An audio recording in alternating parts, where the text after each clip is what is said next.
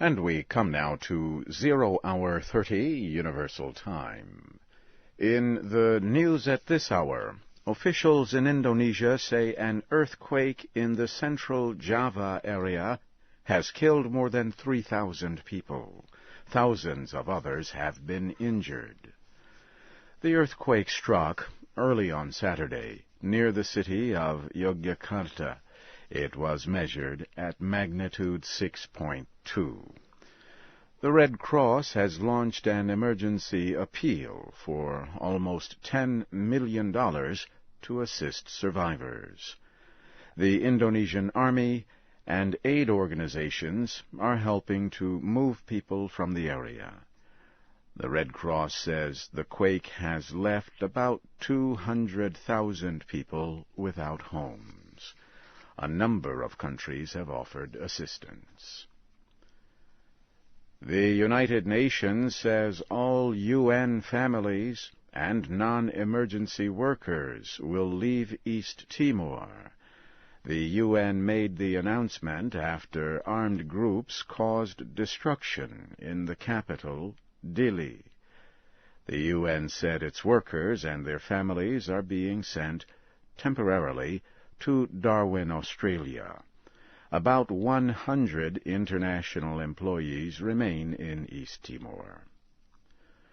Earlier on Saturday, East Timor's Prime Minister, Mari Alkatiri, said the violence is part of a plot to overthrow the government. The Palestinian government has returned some members of its armed group to the streets of Gaza. The Palestinian government is led by the group Hamas. On Friday, Hamas withdrew the 3,000-member armed group from Gaza. The withdrawal took place after Palestinian President Mahmoud Abbas threatened to hold a vote on a negotiated peace with Israel. Mr. Abbas said Hamas must accept a plan for 2 states within 10 days. If not, he said, he would call for a vote on the new Palestinian government. A Hamas spokesman, however, said that Hamas will not accept the time limit, but he said the group is ready to discuss the plan. The Iranian foreign minister is ending his trip to Iraq by visiting the holy cities of Najaf and Karbala. Earlier, Manucher Mottaki met with clergyman Grand Ayatollah Ali Sistani and Muqtada Sadr during meetings with Shiite leaders. The visit is the second by a high-level Iranian delegation since Saddam Hussein was ousted as Iraqi president in 2003. In other news, the United States military says a Marine Corps helicopter went down in Al-Anbar province. Officials say they are searching for the 2 crewmen. They say they do not believe that enemy fire brought down the helicopter. At least 15 Iraqis were killed in incidents on Saturday in Baghdad, Mosul, and Ba'aqaba.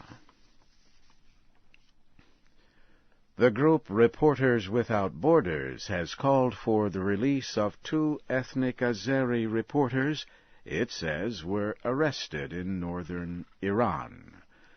Reporters Without Borders said one journalist was seized on Friday in the Iranian city of Meshkinshar. The other was arrested on Thursday in Marand. The group says officials have not charged either man and have not said where they are being held. Both work for local media offices in northern Iran. You are listening to the news in VOA Special English. The president of Afghanistan, Hamid Karzai, is in Iran, seeking more Iranian investment in his nation. Mr. Karzai arrived in Tehran for a 3-day visit. He will meet with President Mahmoud Ahmadinejad and other top Iranian officials. Several agreements are expected to be signed during the visit. Most involve investment and cooperation between the two nations.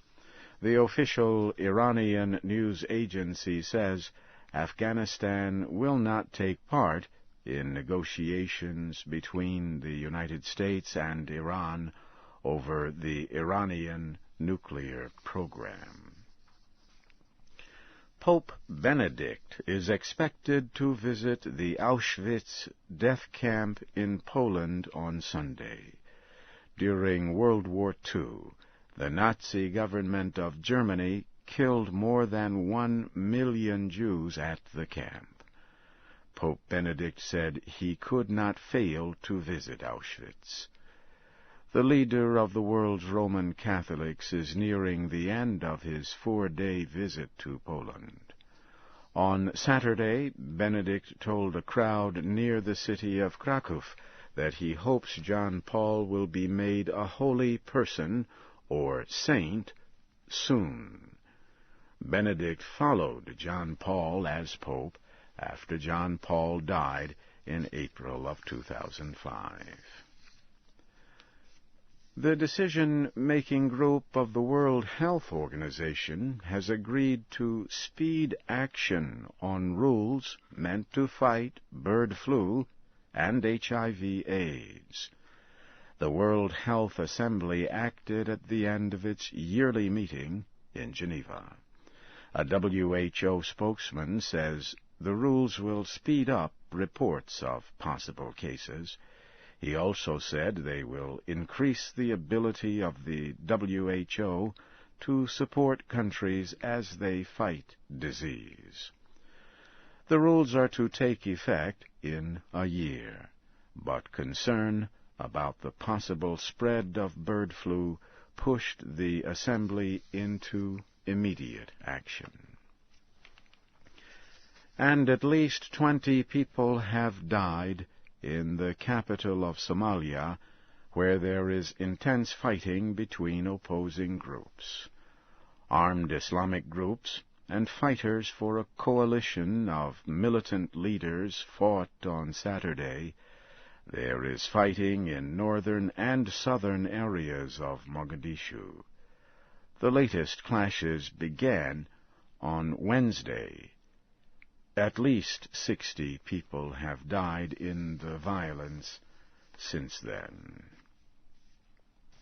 And so, briefly now, here again is the major news of this hour.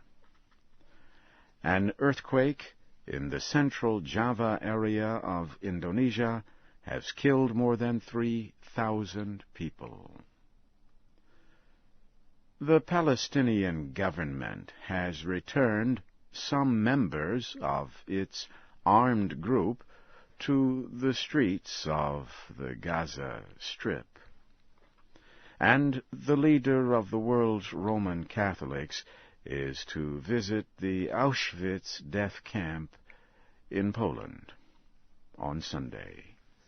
So ends the news in VOA Special English.